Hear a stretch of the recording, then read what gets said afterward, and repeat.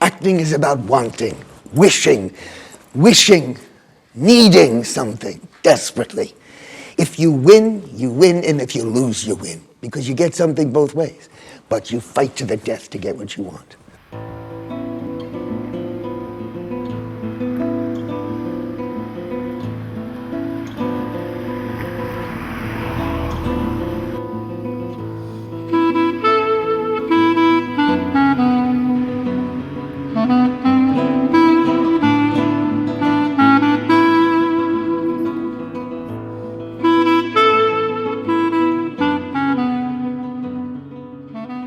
You can't describe Suzanne to somebody who never met her. You gotta meet Suzanne. You know, some people think when they're acting it's an intermission from their life. It's not an intermission. It is your life. It's more of your life than daily life. She sees something fascinating, I think, and good about just about every person. All you can do is talk about her in these huge terms, and at that point people stop believing you because nobody's that good, but I think she is. The first thing I want to say is welcome. I always tell actors that there is a vast difference between logic and truth. As an actor, you only deal with emotional truth. There is no logic to it. One of the slogans of my teaching is don't do anything that people don't do. You might think that's limiting. No. You do what your circumstances dictate that you do. There's nothing ordinary about what you do under certain circumstances. She gets to what matters. She gets to the truth. I'm going to ask you 1,000 times, what are you doing? Who are you? What do you wish for? What will happen if you fail? What will happen if you succeed? And your answers must give you, as Hamlet said, the motive and cue for passion. I'm trying to get them, my actors, to be their own teachers. I'm trying to get them to be independent. That's why you see so much directing in what I do. These are not beginner actors that we have here. We've been blessed with trained actors. All right. Now, what seems to be your problem, Sonia? You have a problem? Yeah. What is it? I have no real relationship with anyone. I have Why? You do. You have a relationship with Vanya. Yeah, he's... You have a relationship with Vanya, yeah. Yeah. No, if you were to sit on Santa's lap and he said, little girl, what do you want more than anything in the world? What do you wish for? What would it be? The doctor. That you would be beautiful. If Oh, you were okay. beautiful, you could have him. Right, that's true, yeah. Now, living in this house, you know, doing the books, cooking food, and whatever you work from morning till night. You don't have to be so beautiful for that job. Right. Yeah. But all of a sudden, you fell in love. And you got to be beautiful for that one. Yeah. I studied with the Moscow Art Theater, but with Suzanne, it's a different story. So she's always like, if anyone was gonna bring Chekhov into my class, wouldn't it be you? And I'm like, well, I know how you feel about it. I kind of am not ready to go there, but she threw me into it, so I feel really good about it. Oh, how terrible it is that I'm not beautiful. I know I'm not beautiful. I'm plain, I know it. As I came out of church last Sunday, I heard them talking about me. And a woman said, she is a dear, noble girl, so good and generous. But what a pity she's so plain. So plain. Okay, keep saying so plain over and over until your point of view about being so plain comes out in behavior. Last Sunday, as I was coming out of church... As I came out of church last Sunday, I heard them talking about me. And a woman said, she is a dear, noble girl. So good and generous. But what a pity she is so plain. Keep saying so. So plain. Go on, more. So plain. So plain. So plain.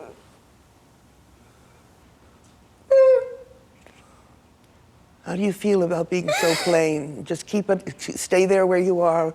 Don't, just hear my voice. How do you feel about being so plain? And it's not your fault. It's not your fault. It's not your fault. None of it is your fault. How do you feel about being so plain? And it's not your fault. Angry. Okay, take it out on the table. When you're ready. So plain. So plain. So plain. So ugly.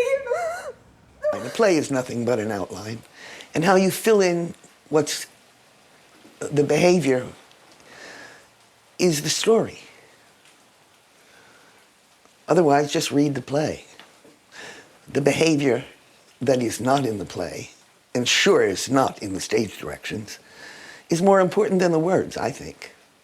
Tell me honestly, as a friend, are you happy? No. I knew it. One more question, and tell me frankly. Wouldn't you have liked your husband to be young? Why do you ask her those questions? Are you happy? Would you wish your husband were young? Why do you ask her these questions? Because now we're friends, so I want to know how. A friendship is a sacred thing. Mm-hmm. And you want to find out if she tells the truth. Because if she lies to you, the friendship's over. That's the end. I'm going to tell you that this is a celebration. This meeting you have together is a celebration of a sacred thing, of friendship. You don't have a friend, she doesn't have a friend, all of a sudden, everything's hunky-dory. So it becomes a celebration, and I know this sounds like directing, and it is, but by the end, I want you both drunk. You know, Chekhov, they say, oh, he's so boring, he's so sad. Any opportunity that these people can have to celebrate something, to enjoy something, they take it.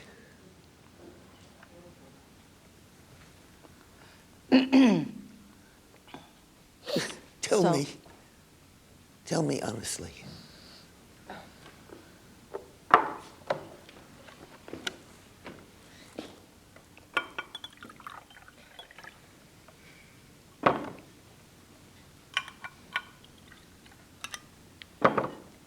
Tell me honestly, as a friend. Oh, God.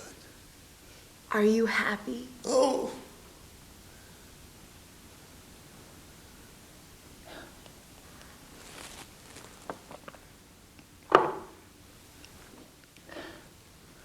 No. Oh, I knew it. Okay, make a toast. You passed the first test. You passed. Okay, this is initiation number 1. One more question. Tell me frankly, wouldn't you have liked your husband to be young?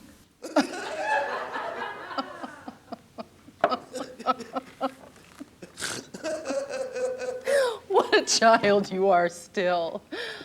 Of course I would. Oh, congratulations, toast. This is another celebration. She told the truth.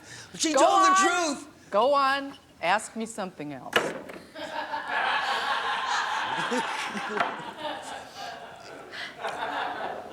Do you like the doctor? Oh, so terrible. Yes. Very much. The guiding slogan in this class is don't do anything that people don't do. That is not limiting. The behavior of people is infinite, surprising at every turn without ever violating probability.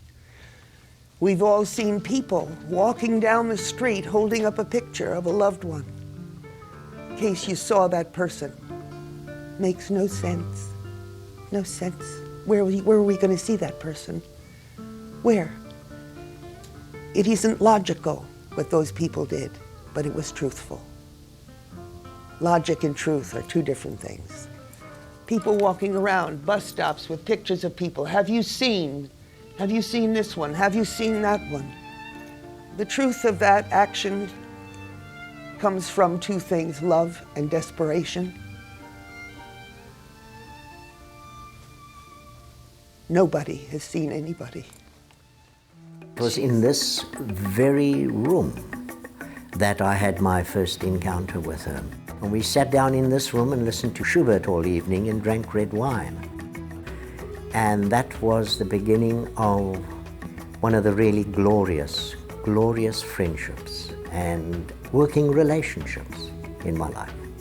Athol is, from the minute I met him, he was a soulmate. I've worked with Suzanne as an actor on stage. She and I did my play, A Place with the Pigs, together up at Yale Rep.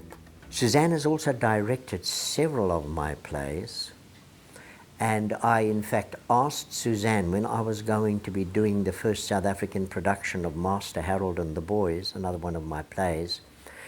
I couldn't get out for the full rehearsal period, and I asked Suzanne to fly to South Africa, which she was kind enough to do, and to start the whole rehearsal process for me, because I just trusted her that much. I really knew that this was somebody who understood my work, understood my intentions, and knew what I wanted and how I wanted actors to deliver on stage.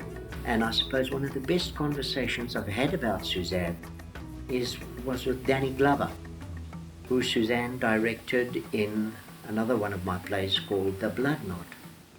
No doubt, because of her relationship with Fugard, when he walked into one of our run-throughs one afternoon, that led eventually, I'm sure with Suzanne's urging, to a role in Master Harold and the Boys in 1982. And Danny, without any hesitation, describes Suzanne as the person who liberated him as an actor. What's so apparent in her work with you is that she's a teacher. As I am in the rehearsal now for Master Harold and the Boys. Remember when I used to talk to you about what do you want? Like, for instance, in Master Harold, when... I'm gonna use this. This is what I'm gonna use. I'm gonna use that as soon as I get back. When Willie doesn't want to go to the dancing. Yeah. He's fed up. He can't take it anymore. His girlfriend has no teeth. He can't dance. Okay, what is it you're doing to Willie?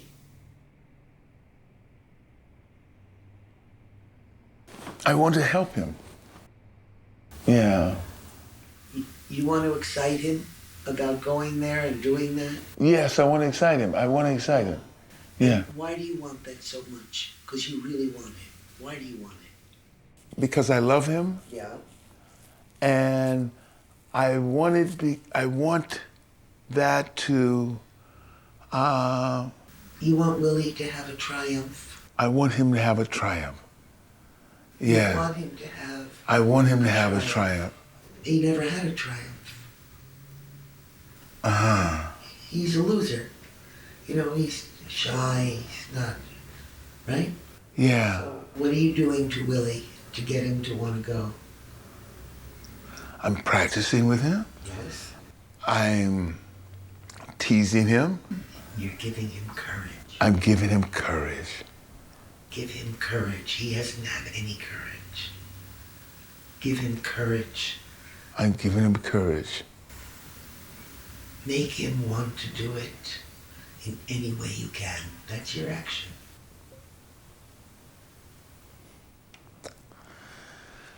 Wow. You're going to be wonderful, Danny. You're going to be wonderful. Just love those boys. Oh, yeah. Know what you're doing to them all the time. Yeah. Hallie will never admit you're smarter than he is, but you are. Mm-hmm. Mm-hmm. Willie always will admit it like that. Mm-hmm. Who's the smartest man in the world? Sam. Who's the smartest person in the world? I am. My name is Hallie. You know, and you whip those guys for all your Yeah. So you have a very smart child, Mm-hmm. and you have this adorable, kind of slow child, Mm-hmm. and they both delight you. Mm-hmm. They're your babies. Mm-hmm. Mm-hmm. Mm-hmm. Wow. And it's really, and the more love there is in that room, that's what makes that play work. Yeah. Yeah. Yeah. Otherwise, who Mhm. cares? Yeah. Wow. I just had an acting lesson. And I can certainly talk wonderfully about a production of A Lesson from Aloes, a play of mine that she directed. Suzanne had done a lot of Fugard work, and she knew Athol very well, and so when we were looking into the rights of the play, it was suggested that we should consider her to come and direct the show. And so we all met her and fell in love with her. How can you not? And she came and directed the show with Danny Glover and myself and another Steppenwolf actor named Francis Guinan. It's a 3-character play. The play is a very emotional play. It basically deals with this couple that lives in South Africa, and the woman has some mental problems and has suffered sort of a pretty severe violation by the South African police. Have come into their home, feeling in a sense, I think, almost like she was raped by the whole system. And Suzanne, having known Athol so well and worked with him, just had, I remember, an incredibly clear picture, especially for my character, of what this woman was going through and her sense of feeling violated and her sense of fragility and trying to get on with her life and make things okay and make life sort of normal again. Danny Glover's character comes in the second act, and he's an old friend, and it sort of brings up, you know, this whole memory for her. So it's a very intimate play.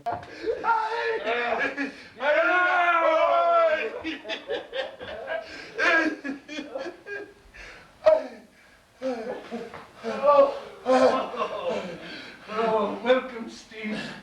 Hello, you mad Afrikaner. Something that happened that was magical on that stage.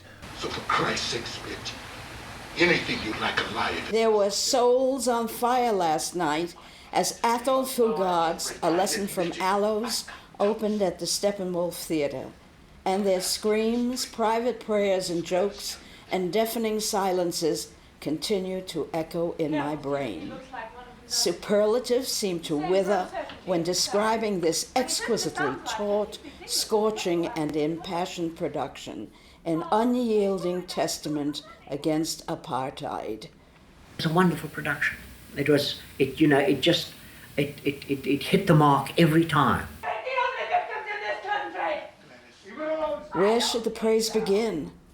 Perhaps with the brilliant, nerve-tingling performances of Francis Guinan, Joan Allen, and Danny Glover, or with the director Suzanne Shepherd, who has shaped this play as if it was a Bach fugue and has twined the sounds of her 3 virtuoso musicians with ear-piercing perfection. Hetty Weiss, The Chicago Sun-Times, March 1986. In the course of writing a play, you milestone the journey that you want to take the audience on as they live through the experience. And Suzanne knew exactly what that journey was about. There's a whole beat at the end that begins with, you know what I should do with this. Yeah. That's where the beat starts. Yeah. I should make you eat it and turn it into shit. And then, you know, oh, I know, I'll make a page of filthy words, because that's what they were looking for. Okay, it keeps going up until the end of the beat, which says, they violated me, Peter. I might as well have stayed. Okay, the whole purpose the action of that beat. I know I'm skipping to the end, but I couldn't help it. The action of that beat. You notice what you say at the end? You say, "I've shocked you." Right. It's to give him a shock treatment. Oh, you are administering a shock treatment. Which I've already had plenty. Yeah, and you are going to shock the shit out of him. There was one area that really amazed me, and that was the role of the woman, of Gladys. And I think Suzanne opened up that character and made me understand how dangerous she was. I think it was an element of danger. Now comes the shock treatment. What's that telling me what I've been trying to do all day?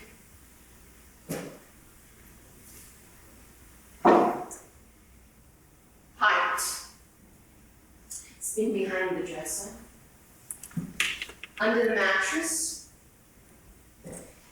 Do you think there's some place really safe where nobody would find it, including yourself? There isn't, is there?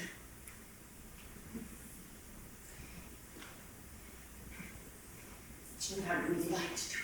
Good. Tune up the electricity a little. Turn it into shit. No, make you eat it. No. Do you know what I would really like to do with it? Make you eat it and turn it into shit. Maybe then everyone would leave it alone. You heard me, shit. Yes, you heard me correctly. Shit. I've learned to use my dirty words. And just as well, because there's no other adequate vocabulary for this country. Keep the electricity going. Keep the blood. And just as well, because there's no other adequate vocabulary for this country. Keep the shock. Maybe I should do it again, if they come again. Okay, yes. Go to the desk and start writing. Fuck shit. Okay. Go on. Tune it up. No, it's all right. You don't have to. You don't need a pen. All right. You don't need anything. Come on, you can do it. Okay. You don't need. And just as well, because there's no other adequate vocabulary for this country. Maybe I should do it if they come again. Yes.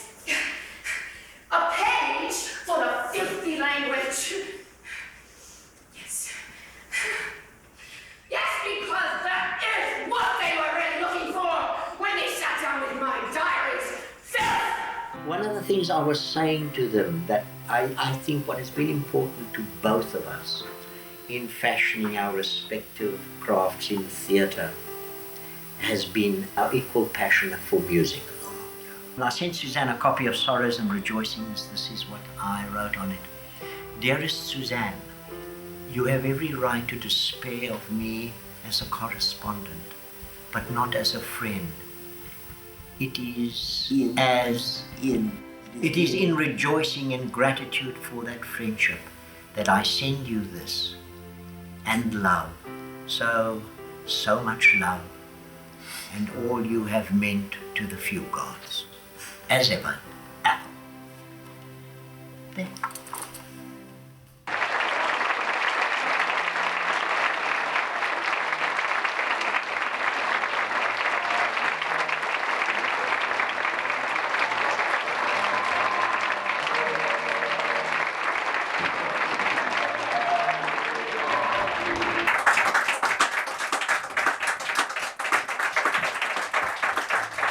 Acting is not pretending. Acting is believing. And it's believing that what you do will change your life or the life of the character. Everything that I've seen her do so far is so useful. It's not theoretical. It's something you can do. It's very useful. And that's what actors need. I've experienced an incredible transformation since my studying with her. It's just been exactly what I wanted it to be, and I'm really happy to be here. She can bring the gift of fire. The sermonette today is from a book by Athol Fugard called Cousins. There is one truly winged aspect of our natures that allows us to escape the confines and limits of our own personal experience and penetrate others that we never have. and that is the human imagination. My own interpretation of the Prometheus legend is that imagination is the real fire he stole for us from the gods.